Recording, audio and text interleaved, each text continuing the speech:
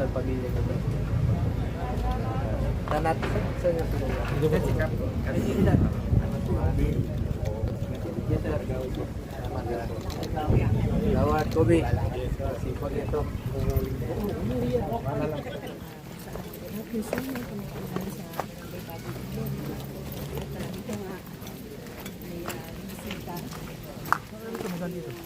Dito na.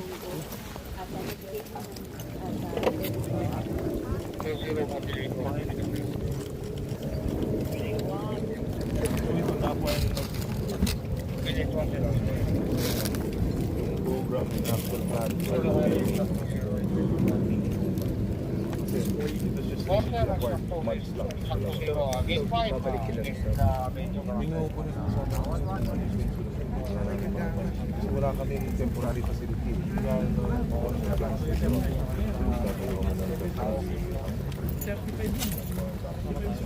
Hindi pa yun.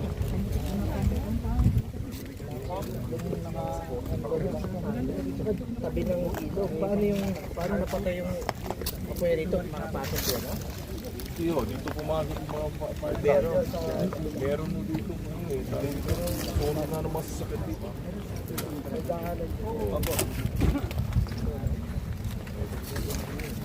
Tabi ng ilog, oh.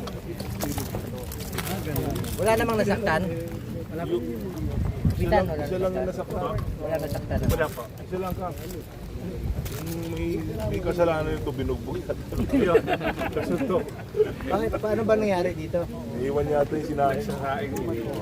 Kaya yun ang problema pag nasusunog yung bahay, dama yung bahay. Ingat kayo. Ang gamit naman nabibili. Ang gamit nalalabahan. Ang pera kinikita pero yung buhay hindi nabibili ng pera. Lost life is a lost life forever. Yan ang parati kong paalala sa ating mga babayan na mag-ingat.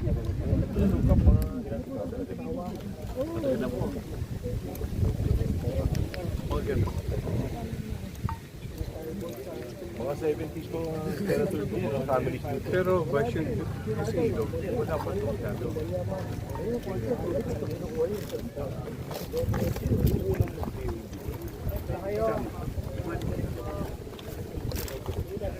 Tama rin kayo sa matulogan.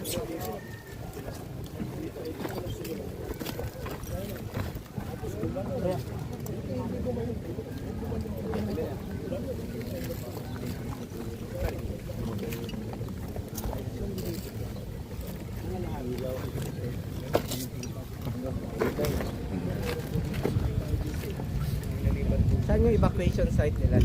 Sa school po. Sa school. Doon tayo pupunta. Malapit lang. Saan natin?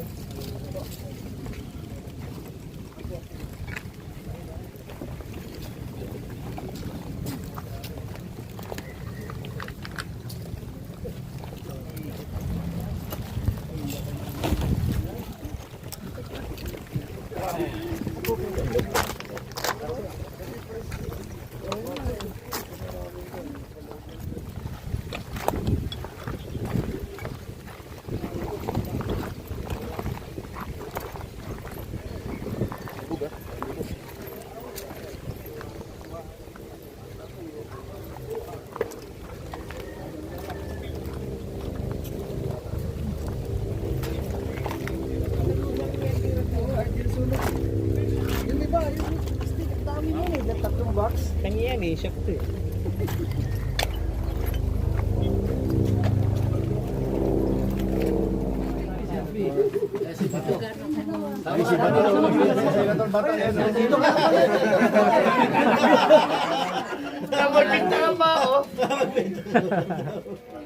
Sabi ko na nga ba eh, nandito ka lang sa Pasig eh. Parang puti na bigla dito. Alam mo, magkatabi kami ni ano. Sinabi, namimiss na kita. Ingat ka. Kapag-ilong pala. Magandang hapon po sa inyo lahat, mga kababayan ko sa Pasig, sa bagong ilog. Alam ko po na mahirap pong masunugan. Simula tayo muli Ang una kong tinatanong, pag pinupuntahan ko yung nasunugan, parati naman po ako rito sa Pasig, sa mga nasunugan, Pasig, Mandaluyong, dyan sa Addition Hills. Makakadikit yung bahay po rito. Ang parati kong tinatanong, meron bang nasaktan? Tandaan natin, ang damit nalalabhan. Ang gamit nabibili. Ang pera kinikita. Subalit yung perang kinikita ay hindi po nabibili ang buhay. A lost life is a lost life forever. Importante po, buhay tayo.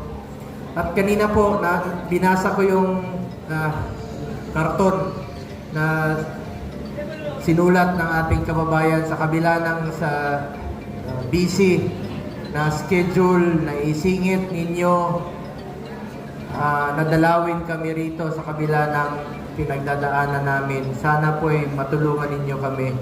Alam nyo, minamahal kong kababayan, hindi ko po matiis na nakaupo sa opisina na malamig habang kayo po ay nangangailangan ng tulong. Noon pa man, di pa ako senador, pinupuntahan ko talaga yung mga nasusunugan. Makatulong man lang konti. Hindi ko naman po kayang sagutin ang lahat. Makatulong sa inyo at makapag-iwan po ng konting ngiti sa inyong mga muka. Makatulong sa mga pasyente, makatulong po sa ating mga kababayan na maiahon po kayo. At meron nga kanina, may buntis dito. Sabi ko, ninong ako ng kanyang anak. So meron na akong bagong kumare dito. Kumare! Meron na akong bagong kumare. At huwag ko kayo magpasalamat sa akin, Ma'am Manang. Ako po ang dapat magpasalamat sa inyo dahil binigyan niyo po ako ng pangalawang pagkakataon na makapagserbisyo po muli sa inyo. Ginawa niyo pa akong number 1 na senator sa buong Pilipinas. Maraming salamat po sa inyo lahat. Ang dasal ko po sa panahon ngayon, ang pagkakaisa ng lahat. Ang gulo po ng buong mundo sa giyera, ang gulo po ng Pilipinas sa politika. Pag magulo ang politika, ang nadadamay po ang taong bayan. Nasasakripisyo ang pagseserbisyo. Di ba? At huwag ho natin kalimutan na ipaglaban po ang ating mga kababayan. Labanan po natin ang korupsyon sa gobyerno. I am one with the Filipino people in this fight and crusade against corruption in government. Kanina nga, pinuntahan namin ni Vice Mayor Dudut Jaworski yung lugar ninyo. Sabi niya, ang kailangan yung araw po, yung mga evacuation center para may maayos, malinis, komportable, at hindi magkasakit yung mga bata habang nag-aantay na makabalik sa kanilang mga pamamahay. Alam nyo ba, batas na po yan yung Mandatory Evacuation Center o Ligtas Pinoy Centers Act. Ako po ang principal author ng batas na yan sa Senado na maglalaan po ng pondo na magtatayo ng mga evacuation center sa mga syudad at munisipyo. At sana po ibigyan ito ng prioridad ng gobyerno kesa naman napupunta sa mga walang kwentang flood control. Di ba? Ilang evacuation center po ang pwedeng maipagawa sa buong Pilipinas? Siguro aabot ng 20,000 na evacuation center. Ilang classroom po ang mapapatayo pa sa pondong nasayang lang po sa mga proyektong flood control.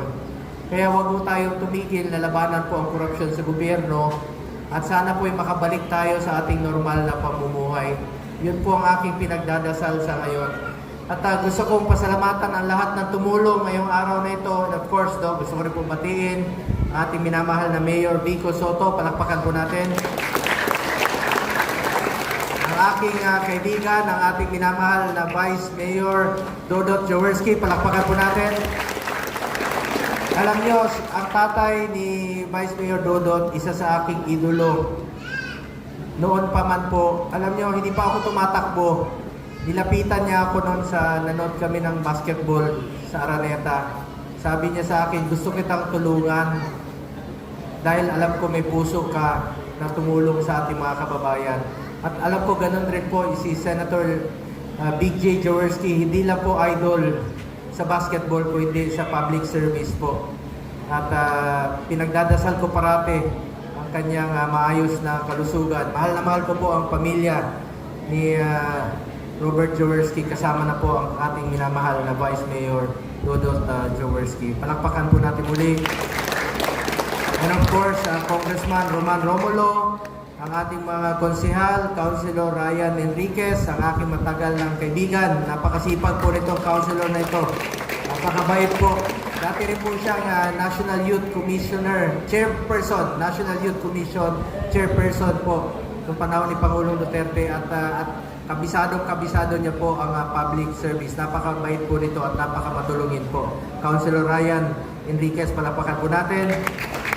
Ang ating Councilor Boy Raimundo, palakpakan po natin. Another masipag rin po ang aking pinsan. Kasi Bongo ako, di ba? Councilor Eric Gonzales. Parati kami nanonood dito ng basketball. At salamat rin po sa tumulong no, sa Mr. Pares. May dala pong hot meals. No? Sinabayan niya tayo sa pagtulong.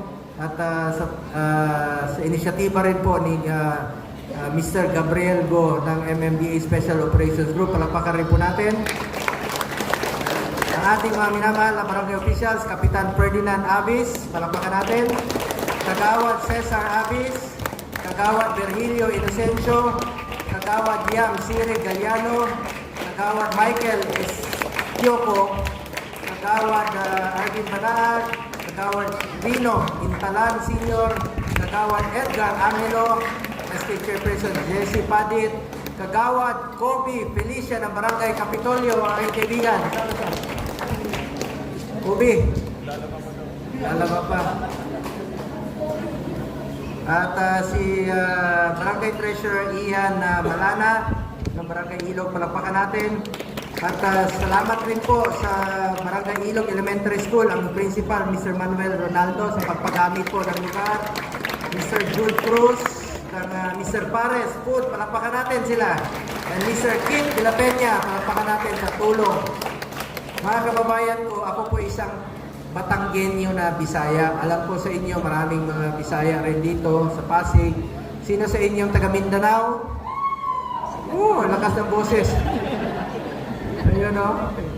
Taga Mindanao, maayong hapon. Kung merong Muslim, Assalamualaikum. May Muslim dito? Assalamualaikum.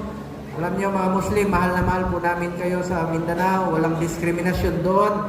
Tandaan natin, Kristiyano, Muslim, Pilipino tayo, magkapatid po tayo. Mahalin po natin ang ating kapwa Pilipino, mga kababayan ko. Sino mga taga-Visayas? Mga Waray. Ako rin, Waray Kwarta. Mga Bulanon, Maadjong Hapon.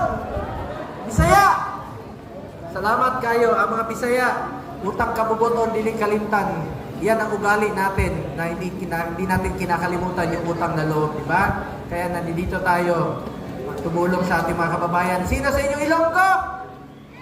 Lente, yung mga parente ko yan. Mga pinsan ko yan kasi lahat ng Ilonggo, pinsan ko, Bongo, Ilonggo. Ayan o.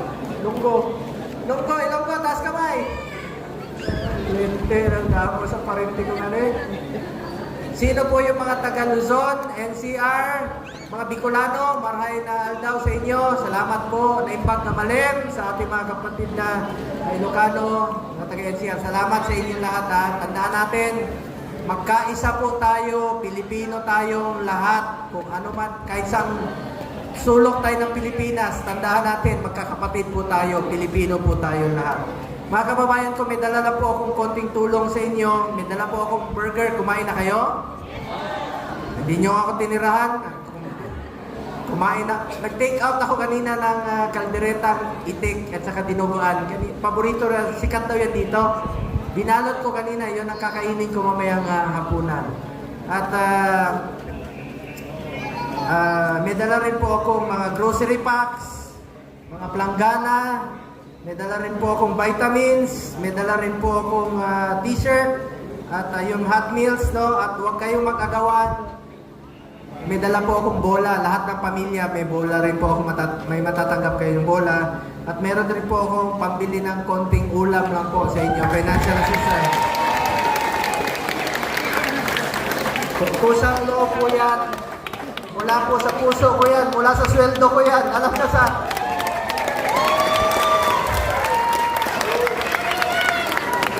Wala namang sa opisina namin, walang pantulong sa financial sa mga nasunugan. Kaya sweldo ko na yan. Kinakaltas ko na sa sweldo ko. Pero importante po kahit paano makatulong sa inyo. At mga kababayan ko, gusto nyo magparapol ako? Sige, magpaparapol ako ng isang bisikleta para sa inyo. Yung bike, pwede nyo gamitin, papunta sa trabaho. At huwag niyong kalimutan, sa bike lane kayo dumaan. Delikado po sa bike lane, no? Delikado sa gitna ng highway, sa bike lane kayo para safe kayo. At sumunod kayo sa batas, trapiko. Ngayon, gusto niyo dumami yung bike? Sige po, hatiin nyo, tag-isang gulong kayo. Wala na, purdoy na ako. Pero dadagdagan ko po ng isang cellphone. Hindi, kanina may punta na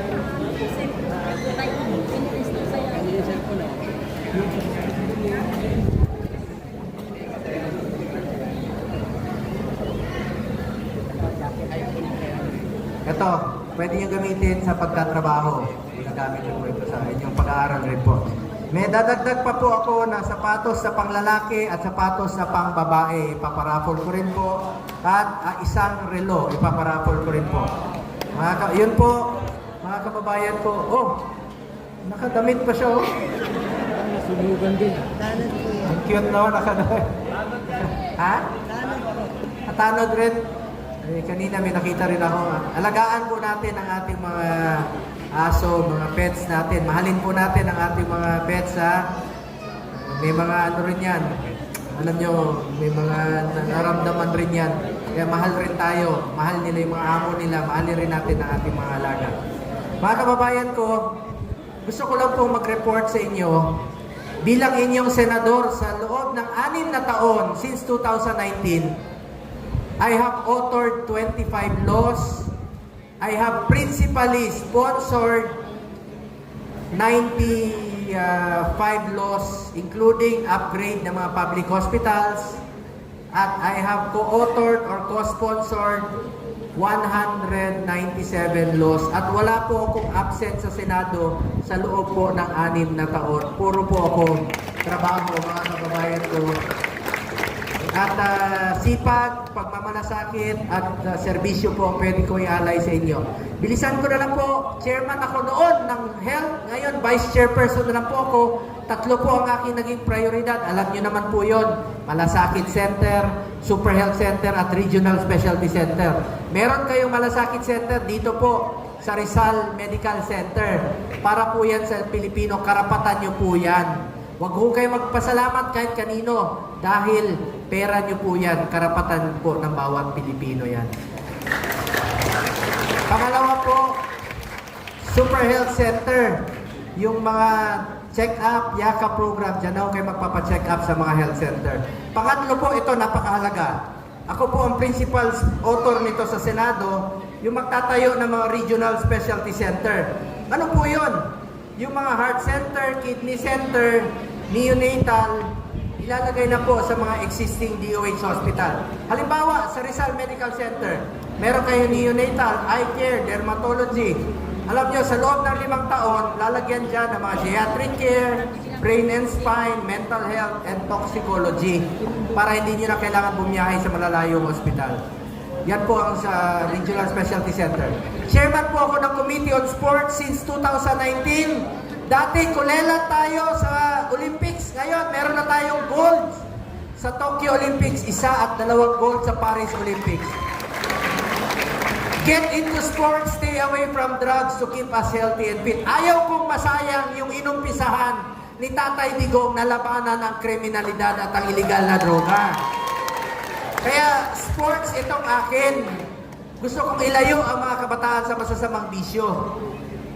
Ngayon, meron tayong eskwelahan sa New Clark City. Yung mga anak ninyo, kung gusto mag-aral at the same time mag-training, meron pong eskwelahan, National Academy of Sports, na pwede mag-aral at the same time mag-training ang student athletes. Pwedeng pagsasabayin yan. Ngayon, chairman ako ng Committee on Youth. Ito, mahalaga ito. Ito, suportado to ng ating mga konsyal at may vice mayor at ng mayor. free tertiary education, pinaglaban natin noong panahon ni Pangulong Duterte, may isa patas. Libreng edukasyon sa mga state universities and colleges. Ngayon po, nag-file din po ako ng expanded free tertiary education para may pagpipilian po ang ating mga kababayan sa kanilang pag-aaral. Yan po ang free tertiary education. Isusulong natin sa Senado muli yung expanded. Salamat po sa inyo lahat. Tawagin nyo lang akong Kuya Bongo ninyo. Kahit saan tayo magsalubong, just call me Kuya Bongo. Pero may pakiusap ako sa inyo, pag mas matanda kayo sa akin, Manang, huwag mo naman akong tawagin Kuya. Bongo lang ha. 52 years old na po ako this year. Puti na po yung buhok ko. Ilang taon ka na, BM Dudut? Ilang taon na ako kayo, BM Dudut? Ngayon? 40? 54. Halos magka-batch lang kami nito ni BM Dudut. Naabutan ko pa siya na naglalaro siya sa Ginebra noon. Mga kababayan ko, just call me Kuya Bongo kahit saan tayo magkita. Madaling tandaan ang pangalan ko. Pumunta kayo sa kanto, pag traffic, ano yung traffic light? Pag gutom kayo, bibili kayo ng manok, chokes to? Anong pangalan ng dating Pangulo? Rodri? Paborito naming ulam, Mong? Anong tawag sa mahilig sa alak? Laseng?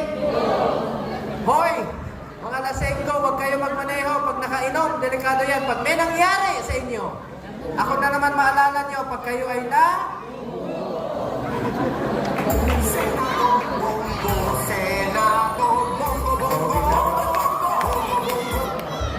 O, kita nyo, maalala nyo. Last na lang, last! Pag mainit ang panahon, tayo ay maling! Ligo. Ano paborito nating araw? Walang trabaho. Linggo. Buti na lang, wala si Philip Salvador. Pag nandito si Philip Salvador, taga-Pasig din yun, di ba? Kilala niyo si Ipe? Anong paboritong hotel ni Philip? Sogo. Okay, maingay, magalit yan si Philip. Yeah, salamat ha. Salamat sa inyong pagmamahal. Ingat kayo. At meron lang po akong sasabihin sa inyo. Sana po'y maalala ninyo sa mahabang panahon. Tandaan ninyo ito na nagkita tayo rito sa bagong ilog sa Pasig. Mga kababayan ko, minsan lang tayo dadaan sa mundong ito. Kung ano pong kabutihan o tulong na pwede natin gawin sa ating kapwa, ay gawin na po natin ngayon. Dahil hindi na tayo babalik sa mundong ito. Ako po ang inyong Senator Kuya Bongo, patuloy na magsiservisyo sa inyong lahat. Dahil ako po ay naniniwala na ang serbisyo po sa tao ay serbisyo po yan sa Diyos. Ang palakpakan natin ngayon ang Panginoon natin sa buhay. Salamat sa Panginoon. Salamat sa inyong lahat. Mahal na mahal ko kayo. Salamat po. Alright, mga Bongo page. More than 4 million